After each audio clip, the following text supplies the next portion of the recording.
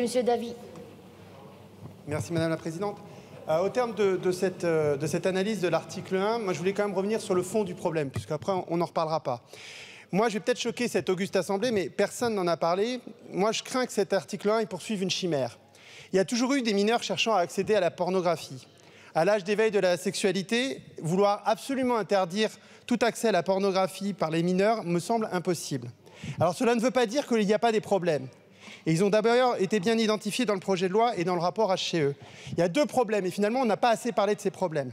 Le premier, c'est la multiplication des supports qui permet un accès au plus jeune âge maintenant à la pornographie. Et sincèrement, on n'a pas assez discuté. Vous parlez de mineurs, d'enfants sans réfléchir à la distinction. C'est pas la même chose d'accéder à des contenus problématiques à 8 ans et à 17 ans.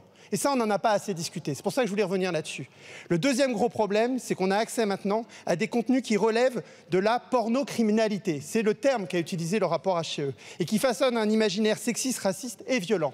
Et c'est ça vraiment le problème auquel on est confronté.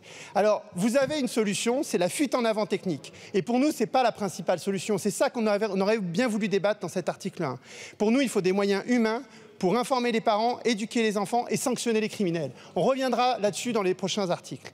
Alors, le problème qu'on a avec l'article 1, et c'est pour ça que cet amendement est important, c'est que dans votre fuite en avant, vous voulez absolument avoir que la solution qui nous prive d'un certain nombre de libertés, et on a peur des dérives liberticides. Et donc là, le fait de vous demander que le tiers de confiance, qu'on soit sûr qu'il n'y ait pas de fuite de données, c'est un amendement de bon sens. J'ai entendu vos réponses. Moi, je ne suis pas convaincu par les réponses. À la limite, on aurait pu essayer de sous-amender l'amendement. Si vraiment vous êtes d'accord avec cet amendement, vous sous-amendez aussi et on le vote tous ensemble. Et comme ça, on sera sûr que le tiers de confiance ne soit pas une entreprise qui collecte nos données personnelles, car ça sera vraiment très grave.